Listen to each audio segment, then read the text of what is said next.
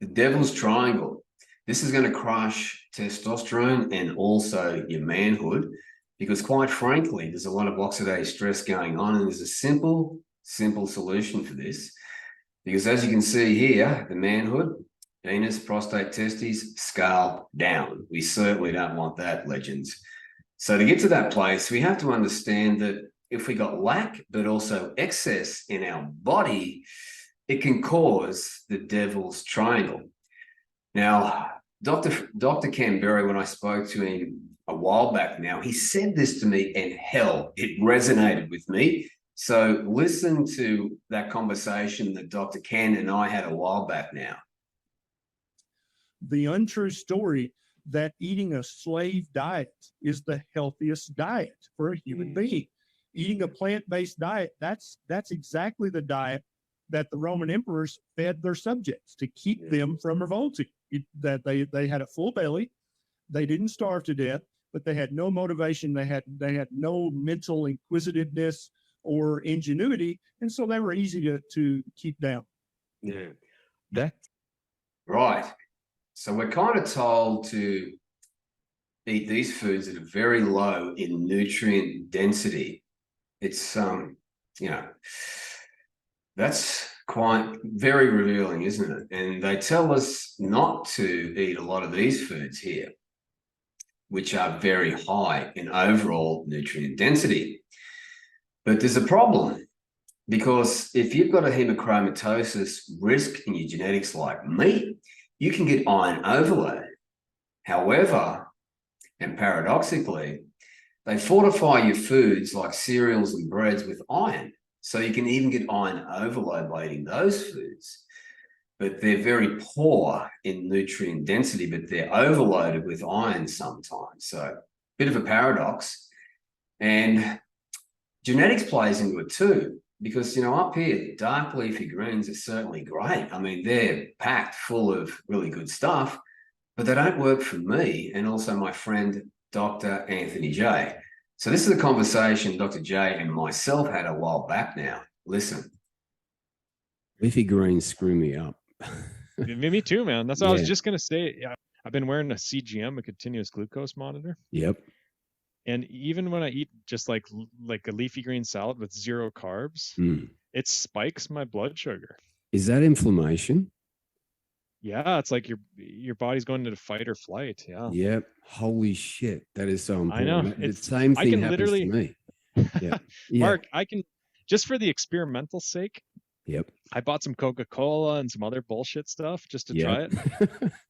I literally get more blood sugar spike from a small leafy green salad with nothing on it than I get from a can of Coca-Cola. That's incredible. Like I'm the same. I've checked.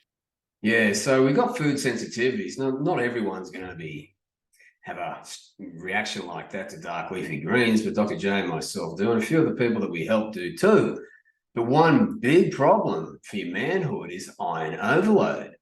So what I want to do now is just explore the serious long-term health consequences of iron overload and how easy it is to fix this problem, even if you eat a lot of meat. So let's listen to the health consequences first, and I'll show you how to fix this. Iron is referred to non-transferrin bound iron.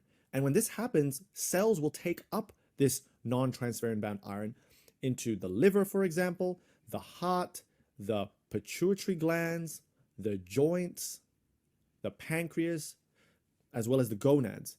And here they undergo biochemical reactions, which creates reactive oxygen species, which in turn causes tissue damage, inflammation, and fibrosis. So for example, in the liver, it can cause cirrhosis.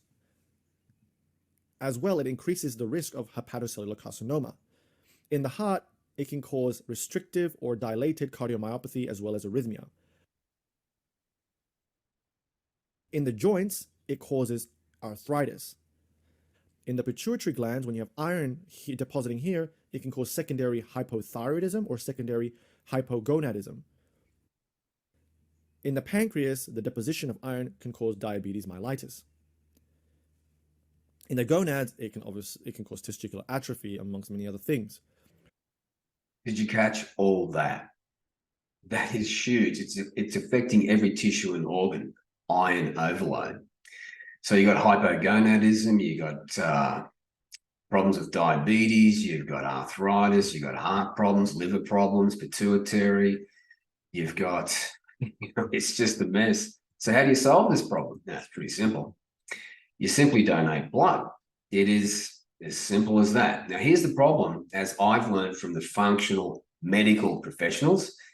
You've got standard labs, then you've got optimal labs. Now, if you're interested in longevity, health, and peak human performance, we have to forget about standard labs and move towards optimal labs. Think about it. Let's just say you got a V8 supercar. Where are you going to take your V8 engine to get a tune-up?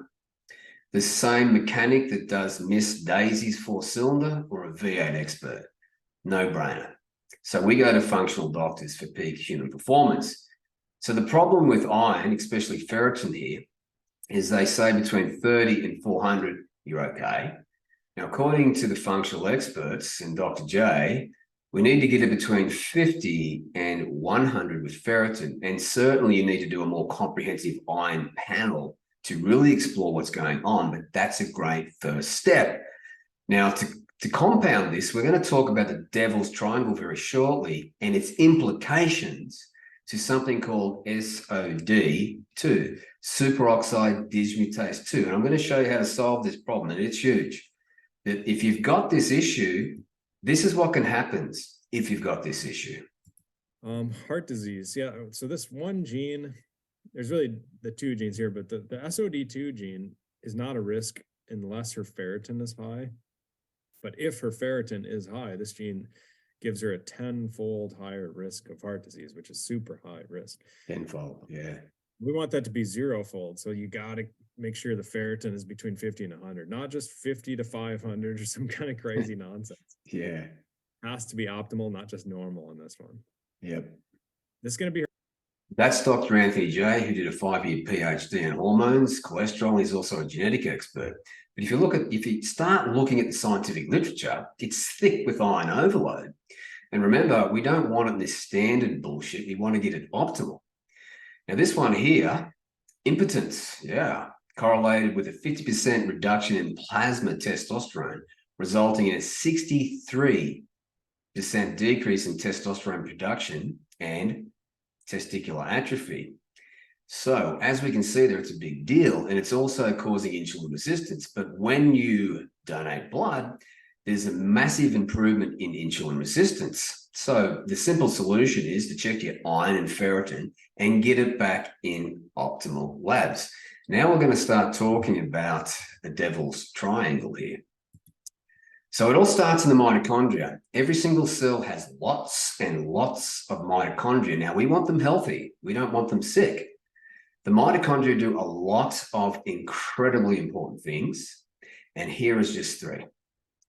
They're a necessary step to make all your steroid hormones, including testosterone.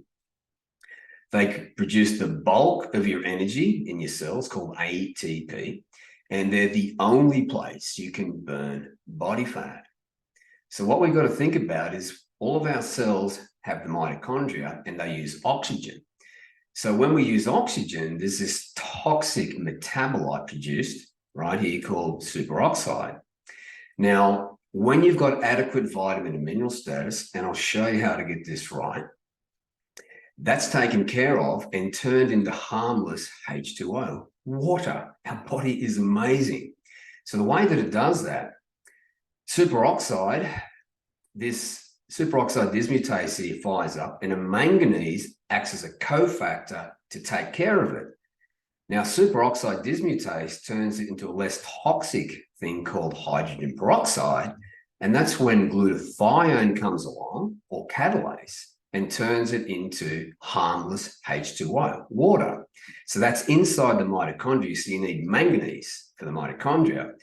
Then also in the cytosol, we're still producing superoxide, and there's another enzyme that's the same called superoxide dismutase, but it needs 2 different cofactors, which is copper and zinc, and it turns it again into harmless H2O. So when you don't have superoxide dismutase working, and to compound that, you've got iron overload, this is when the devil's triangle wreaks havoc on all of your organs and causes a lot of oxidative stress and inflammation. So what happens is superoxide non-enzymatically binds to nitric oxide to produce perinitrite, which produces apoptosis, lipid peroxidization, and a lot of things we don't want. And the consequences for testosterone and your manhood is this. This is Dr. Amy B. Keelan. Erectile dysfunction. So this is called venous leak, CVOD, but it's not a vein problem. It's actually a problem with the cells inside the corpora cavernosa. These cells, these smooth muscle cells, are the problem. Now, what causes these cells to die? Oxidative stress of some sort. So things that cause inflammation and oxidative stress can increase the death of these cells. So that could be just age, but it also could be poor lifestyle choices. It could be diabetes or high blood pressure. It could be a high sugar diet. It could be not exercising. Also, low testosterone over time could do that. So anything that causes these. So do you hear that? Even low testosterone can cause that. So we don't want that to happen. Now, just to show you the overview, and I'll show you how to solve this problem very shortly. But when we make testosterone inside a Leydig cell in your testicles there, what I call the ball sack, luteinizing hormone, LH, the precursor, comes into the cell. Now, step number 2, you need energy, ATP. So if you don't have a lot of energy, you're not going to make a lot of testosterone. Then step number 3 is nitric oxide. So you can see how it plays into the devil's triangle there. So number 1, number 2 fire up. They come down to the star protein. Number 3 fires up, and they diverge onto the star protein. So it's just like switch to make testosterone. So the next thing that happens is cholesterol is imported into the mitochondria, where there's a lot of oxidative stress going on. So we've got to take care of this oxidative stress. We do not want damaged mitochondria. Then it takes cholesterol, turns it into pregnenolone, it's exported out, and through a lot of enzymes, it's converted into testosterone, and there you have it. So as you can see, we've got to take care of that devil's triangle, because it's a devil for your manhood and your testosterone, but all of your cells. So right here, your nitric oxide non-enzymatically reacts with superoxide to perinitrite. You've got lipid peroxidization, protein oxidization, protein nitration, and inactivation of enzymes. So I'll just quickly go back over here. So all these enzymes, do you see them? They're absolutely everywhere. These enzymes are everywhere. So it's inactivating them. So we've got to take care of business. So right here, right there, this is what we need to do to have healthy testosterone and testicular function. So we've got to increase healthy levels of cholesterol to the testes. We have to reduce oxidative stress and lipid peroxidization in the testes, but all of your cells. Then we've got to enhance the activity of the antioxidant enzymes like superoxide dismutase, like catalase, and also glutathione, GPX. And then we've got to normalize blood glucose. We need stable blood glucose, not these big ups and downs. And then this is where nitric oxide comes back into play, because it increases blood flow to the testes, which then will give you increased testicular weight, so healthy testes, and you'll also recycle your testosterone receptors, so you're more potent. Testosterone works harder for you, and it will stop low testosterone hypogonadism, which eventually equates to the penis, the prostate, and the testes scaling down. So how do we solve this problem? Well, as you can see there, inside the mitochondria, we need a manganese to bind to superoxide dismutase to make it switch on. And we also need copper and zinc outside the mitochondria. So the strategy that I use, there's a lot of copper and zinc in meat, all right? So I have a bit of meat, and there's a lot of manganese in ginger. So ginger, if you get about like 3 to 4 grams, you just about got 100% of the RDI of manganese.